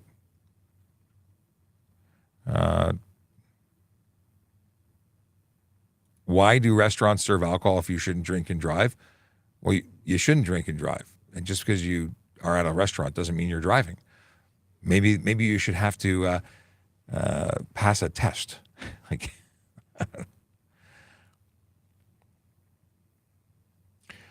Jake says, I'm a police officer. My sergeant recently told me I cannot reduce speeding tickets roadside. Thoughts?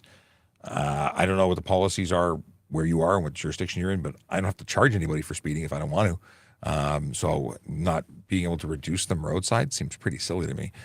Now, that said, as I actually stopped or reduced the amount of times I would reduce a speeding ticket. Like if somebody was doing 20 over, I would likely reduce it to 15 to save them the points, even though it doesn't change their insurance rating. It just, if it was under the 20 or at the 20, I might reduce it to 15. Anything over that, they got the full pop, period.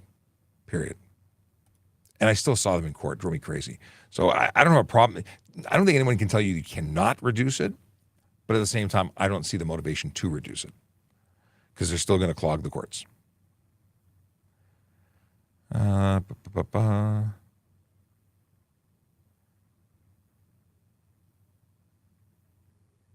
Oh, I misread or they mistyped. Paramedic, not pandemic. So people aren't getting out of your bus. Interesting. That's too funny. I misread it. I'm assuming I misread it, but everyone's catching it. Got it. Why is the Toronto PD on TikTok live? Well, it's pretty simple, because I'm talking to you.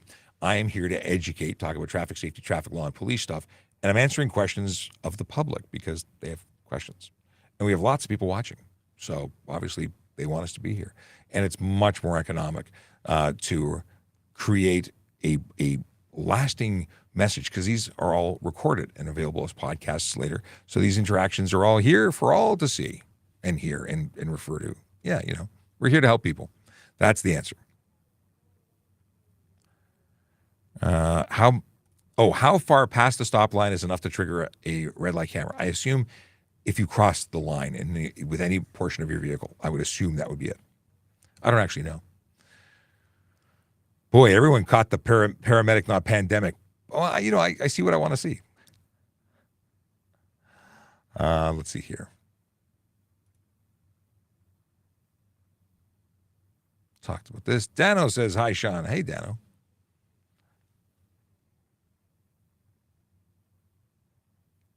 Okay.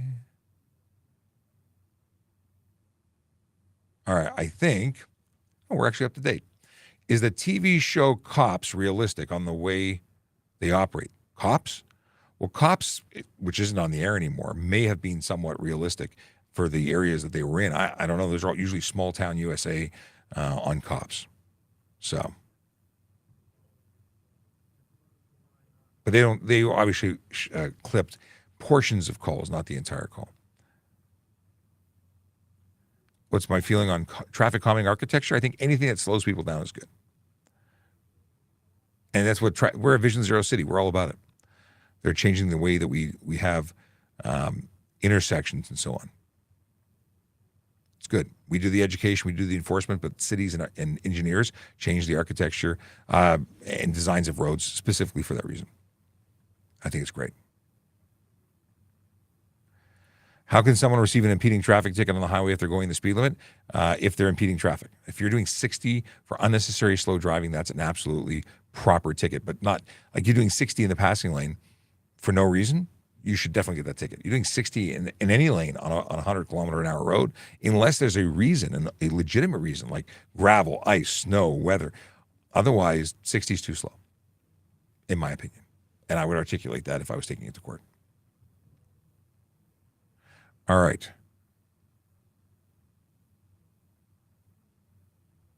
I got to go check out this video that everyone's saying I'm tagged in. I don't know. I'll have to check it out. I'm not familiar with the channel. I'm not sure what that acronym is.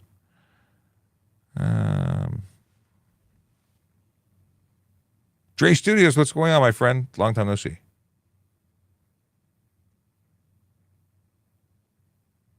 All right. We are going into dad jokes. What's blue and smells like red paint? Blue paint. Okay. Quote of the day. The primary function of justice is to ensure that no one harms his neighbor unless he has himself been unjustly attacked. That's Cicero. Things I would have never have looked up today. Jordan says, why did the thief wear blue gloves? He didn't want to be caught red-handed. It's not bad. And that's all the dad jokes. I thought we might have had more. We did not. Listen, it's been a slice. I got to go. It's something we do generally every day. Yes, we go and spend time answering traffic and police questions, general police questions, recruiting questions, talking about stuff and things. And I've had a slice doing it. And I've gone a lot longer than I thought. I thought maybe we'd hit 11:30, but we've done nearly 2 hours. I did start a few minutes late, so it's all good. Listen, have a great day. I'll be back tomorrow. We'll do this again for less time, I think. But I will be off Thursday, Friday, Saturday, Sunday, Monday, and we'll be back Tuesday. So we'll see you when we see you. If you're going to drive, drive sober. If you're going to park legally, but be safe. And everything you do, try and be safe. All right, take care. Yellow light, red light, green light, go. Driving safely helps the traffic flow. Watch for pedestrians, look out for bikes, and don't drive like a jerk that no one likes. Yellow light, red light, green light, go. Driving safely is the way to go. Put down your cell phone, nobody needs you to text and drive on the DVP. Yellow light, red light, green light, go. Stop at stop signs, look both ways, then go. Seatbelt, save your life indeed. And watch your driving, don't speed. Yellow light, red light, green light, go. Driving safely is the way to go. Don't drink and drive or smoke some weed, because you might go to jail and not get freed. Yellow light, red light, green light, go. Driving safely helps the traffic flow. I just looked up the ALK vlogs. I don't follow them, but at the same time, I must have tapped follow when watching their stuff, and they did make a big thing of it. And it's an old video. They really went, it's 13 hours ago, but I don't follow them. So weird. Maybe he spoofed me. Anyway, have a great day, everybody.